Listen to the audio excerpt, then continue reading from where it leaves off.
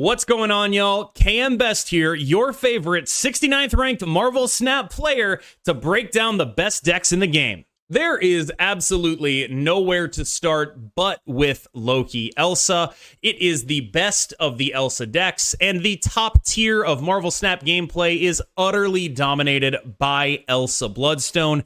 She is an unbelievably powerful card that, in concert with Kitty Pryde, with Jeff the Baby Landshark, with Vision and Nightcrawler and some other lists, can be used to generate 12, 15, sometimes even 18 power over the course of a game. That is fundamentally ridiculous for a 2-cost card, and it is the basis of many of the decks in this tier list. Now, why Loki, and then more specifically, why collectorless Loki? Loki here is a pure backup plan. Collector conflicts with how you want to play an Elsa deck. So the way you want to do Collector is you play Collector over here, and then your Elsa lane is over here, but that slows you down. The earliest Elsa can be active is on turn 3. So you go 1 drop, 2 drop, Elsa plus Kitty. You can get that on turn 3, right? Now, you can also play for her to be active on turn 4. A lot of the time, playing Elsa decks is about planning those things out. You want her to be active on turn 4. You go, 1 drop, 2 drop, 2 plus 2. That's usually a Jeff in the Elsa lane there. And then you're playing on curve, getting your Elsa buffs on turn 4. Collector takes you very off of that. Let's say you played a 1 drop and an Angela, and then you play a Collector and a Kitty, and then it's like, okay, I need the Elsa as well right now. Like, that's the best case scenario.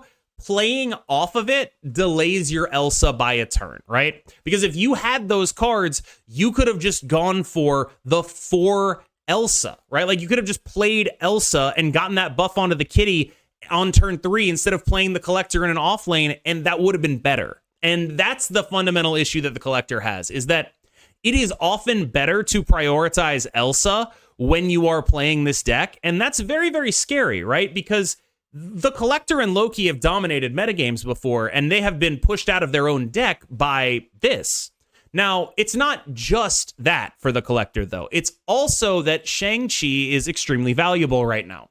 There are a lot of people who have gotten very used to not playing around Shang-Chi, and you can punish them for that by playing Shang-Chi.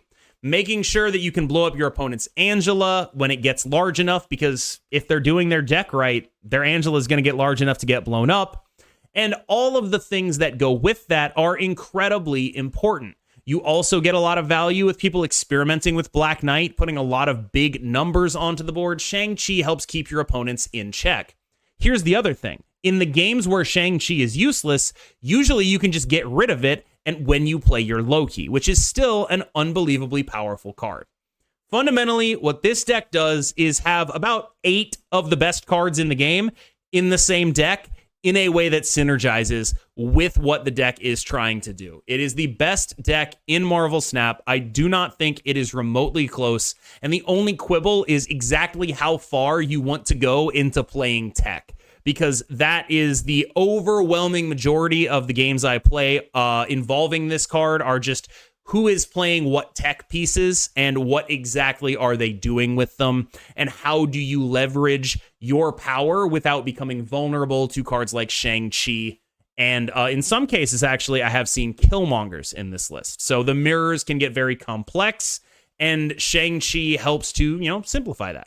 Next up is Thanos, which I consider one of the few decks that can present a legitimate threat to the Elsa Loki deck, and a lot of this threat is by way of being a much more straightforward, powerful deck and making the Loki Elsa deck second guess whether or not they can win. There is almost always a line that will win the Thanos player a game at the end of the game. It's just a question of figuring out that line. And a lot of that comes down to Alioth. A lot of that comes down to Professor X. They are definitely the stars of this list, but the stones do a lot of work. Elsa herself is, of course, in this list. Jeff, a bunch of ways to buff your Professor X lane on the back end, like Blue Marvel. It's a very different, not necessarily different deck from the Loki Elsa deck. I would say it's a little more similar than they seem at the outset, but what this deck tries to do is get ahead early and then just slam the door shut. Now, One of the things that is sort of a canary in the coal mine for Elsa herself is that this deck doesn't even use her particularly well. You just play her because she's like a 2-8 to 2-11 when you do what you do. And that is a bit worrying that even a deck like this that does not have a lot of inbuilt synergy with her other than you play a decent amount of one-cost cards is still going to be an Elsa deck because of the power of things like Vision and whatnot. Now, as far as flex slots in this list, I have tried to get Iron Lad and America Chavez in. Most people I've seen are cutting Vision in order to do that, with the idea being that the priority battles at the end of the game are less impactful with Alioth as a less played card. Now, if you wanted a hard focus on Alioth decks, I think this is the best Alioth deck, and that is why it's in sort of a tier of its own, a tier 1.5, if you will. As far as playing this deck, you pretty much just want to play your stones out and then play on curve, and the real thinker turns come into play in turn 5, turn 6. You have to figure out where it's safe to play your Professor X on turn 4. I think a lot of people will look at this and say, I should cut Daredevil. I find Daredevil to be one of the most important cards against the Loki Elsa deck because finding a way to set up a permanent lock on the game with your turn 5 into an Alioth turn 6 is very, very important to making the deck actually work. As far as the rest of what it does, the big thing that makes this deck tick is that when they play a 5-drop, it could be pretty much anything. It could be a 5-drop that is bad into Shang-Chi, or it could be a 5-drop that is extremely good into Shang-Chi. So bad into Shang-Chi would be Devil Dinosaur. Good into Shang-Chi would be like Vision or something, right? It could be something that is bad into Rogue or good into Rogue, like Dino and Marvel versus Vision and something like Professor X, right? There are a lot of different things that can happen, and those diverging paths with 5 energy, that's really what this deck is looking to leverage, because you're wanting to play Time Stone on turn 3, you get a 5-drop then, you get a 5-drop on 5, and then you get a 6-drop, and that's pretty much how the deck is meant to play out.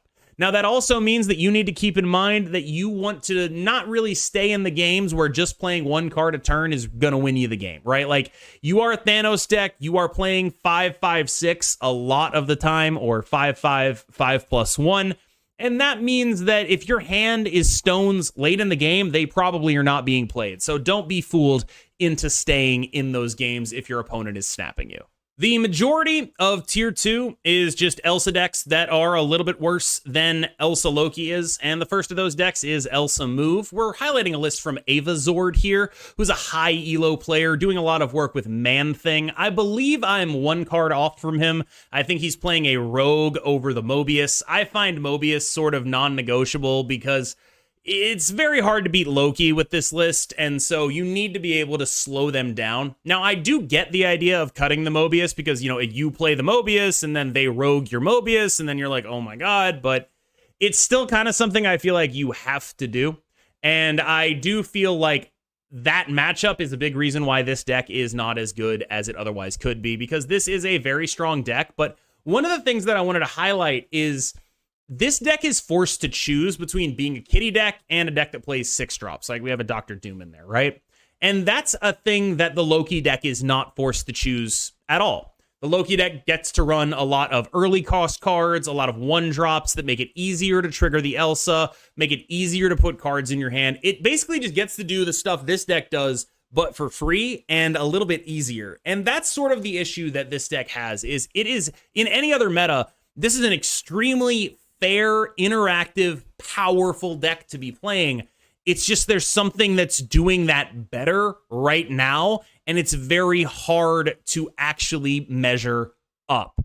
There's nothing wrong with this list. What's wrong is the other list. That's what's wrong. This is a list I actually think matches up pretty well into Loki. It's genuinely good when it does what it wants to do. It just can run into some issues when it doesn't. So specifically, what's dangerous about this list for Loki is you end up getting a bunch of cards that don't really matter. And this deck needs a lot of cards in a very specific sort of time frame, right?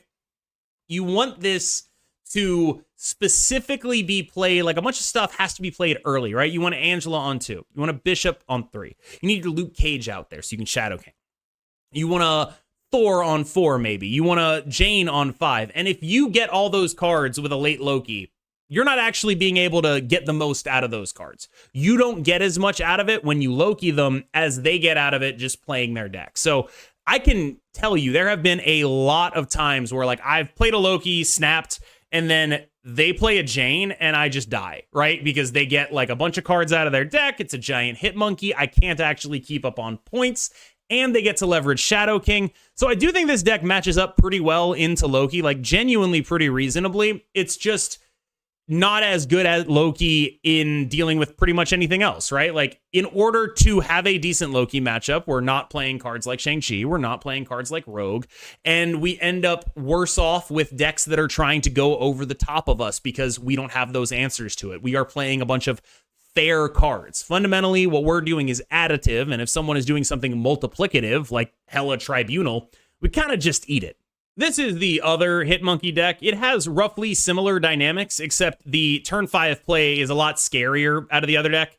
This one does have the upside of being able to run America Chavez, and that is valuable, in my opinion. It's a similar sort of dynamic with Loki, except when you run Iron Man, you actually give them an Iron Man when they Loki you. So I think the Jane Thor one has a little bit better of a Loki matchup. This one has a little bit more ability to go very, very tall, thanks to Iron Man, especially if it's Bastard or Elsa, God forbid. 6 power Iron Man is extremely powerful.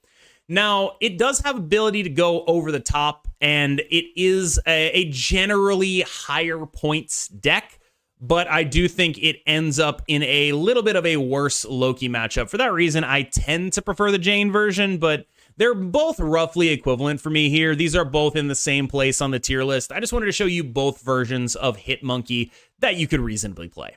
Shuri Elsa is doing much the same thing as Shuri Loki in that it's hybridizing itself with another deck in order to create a truly powerful overall package. Now, there's nothing wrong with this deck, but it is something that has been hurt by the reintroduction of Shang-Chi into the metagame, because a lot of the power this deck has is just not having to be afraid of that at all. And if you have to be afraid of that again, suddenly vision becomes much more important, so you can actually move it around and make them guess where you want to go.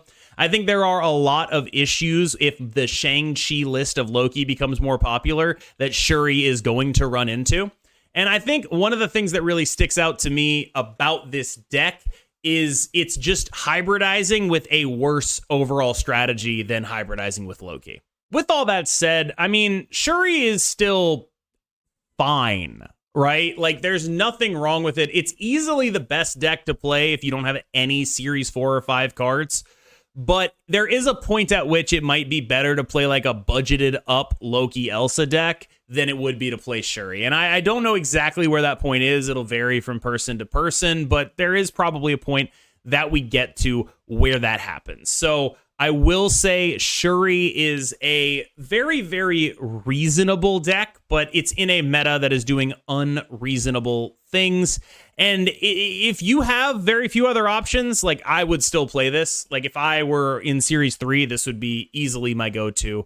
But there are certain things, like, if you bought the Battle Pass and you have Elsa, you should probably just try playing an Elsa deck instead, unless you are missing Kitty and Jeff, which are kind of the things that go with her the best. You should probably be playing an Elsa deck. So if you've got those cards, just put an Elsa deck together. If you don't, I do think Shuri is likely to be the best option for you. Moving on to the more interesting, like, I try to go over the top type decks. Phoenix Force is the first of those lists, and there are 2 flex spots here. They are Arnim Zola and Deathlock, and you can mess around with it as you like. I do prefer the Shuri Nimrod version here, and the main reason for that is because Shuri Nimrod is actually just very, very hard for a lot of the Loki decks to beat. You notice that they're teching in, Shang-Chi, they're teching in something like Rogue, and there very few of them are actually teching in, Cosmo, and even if they are, you can Ghost Spider the Nimrod off of that anyway. So you end up in a situation where your worst case is like a 50-50 with the Ghost Spider, and your best case is they basically immediately die. So that is definitely something to keep in mind. So I do prefer the Shuri Nimrod build of this right now. Right now, I also like the Zola one, but Zola sort of goes in and out of this deck because it's like, okay, Zola is exactly as good as the amount of opponents that don't expect him. If he is fully expected, he is very easy to be played around. So he goes in and out. Sometimes I have him, sometimes I don't. Speaking of Zola decks, I went undefeated with this in Conquest. I'm 6-0, just absolutely crushing. And so I wanted to put it on here as sort of an honorable mention because I was pretty surprised by how good this actually was. There have been people who've been playing it against me on ladder, and it hasn't been as bad as you think. One of the major advantages that this deck gets is that it's very good into Loki because Loki is often getting kind of garbage out of it. There's a lot of just oh, I got a Deadpool and X-23 and Deathlock and just a bunch of awful stuff, right? There's a lot of bad Loki stuff, and you can kind of keep up with the Elsa stuff because you can try to snipe their Elsa with a Killmonger. You do have to pay attention to priority in order for that to happen, but you have the ability to compete just on power. You scale pretty high as well. One of the key things that I found with this list, though, is managing your X-23, because I feel like the most important turn to have an extra energy is actually turn 6 in this list, because we don't run Taskmaster anymore. So being able to play Deadpool plus a 6-drop ends up being incredibly important, and that means you have to sort of ration out your cards that go boom. You don't always get to play them out. You might need to save one for turn 5 in order to make that happen. And that kind of planning ahead is something that this deck will reward. So you do have to keep things like that in mind, or okay, I need to set up for a Lady Deathstrike early. Is that worth sacrificing my potential to play a Deadpool plus something else on 6? Those are the questions you should be asking yourself when you play this list. Finally, another honorable mention for the Black Knight lovers. We have Yo Woody's deck, and this is a pretty fun little Black Knight brew that I used to complete the easiest gold conquest of my life, but I feel like it's just not there yet. What we're really doing here is just trying to put as much power on the board as we can with as many game-swinging 4-cost cards as we can. So we have Giant Ebony Blade, we have Shang-Chi, we have Invisible Woman to protect our stuff from getting Shang-Chi'd, which I would argue is absolutely crucial. And you can check out Yo Woody at twitch.tv/YoWoodyMJ. So if you want to drop him a follow there, that would be pretty cool of you. And this is sort of the general way I would play Black Knight right now. It's trying to split the difference. And I think the Invisible Woman is actually pretty crucial, because otherwise what you're doing is you're just raw dogging an Ebony Blade out there. And you're I hope this doesn't die. And it's going to die. So you're going to lose. So you need Invisible Woman to make that not happen. And in conclusion, let's talk about Sera. Now, this is a bit of a sore spot for me because I have been looking for the ultimate variant Sera for literally a year, and as you can see, I still don't have her. So I'm not playing this deck until I get her, I swear. But it's reasonably solid. I've seen Browde do very well with it. I've seen Emma do very well with it, and that is enough for me to say okay, I'll pay attention. I don't think it's very good. You have some issues here, but it's just playing enough tech cards in the Elsa shell is fine, right? That's fundamentally what's going on. You look at the Loki deck and you're okay, what if we played only tech and just teched out everything? More tech. We got Killmonger, we got Shang-Chi, we've got everything you'd ever need.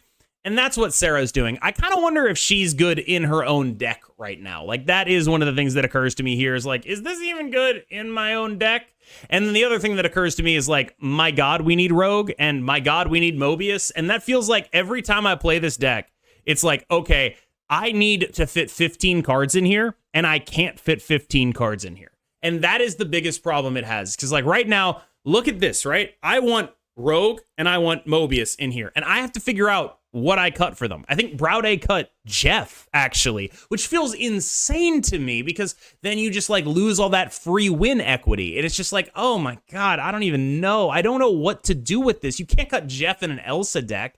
And it just feels like Sera has too many cards that need to be run. But in order to justify it, you play a Sera deck and it's oh God, it's driving me crazy, basically, because I can't figure out the perfect build for this. But if you are someone who is able to figure that out, you might be sincerely rewarded for it. All right, y'all. that's going to be all from me. As always, I have been KMBest. It is an absolute pleasure to make these videos for you, and I'm feeling extra grateful, so I just wanted to say thank you so much for making it this far. I really, really appreciate it. I will see you in the next one. You be good.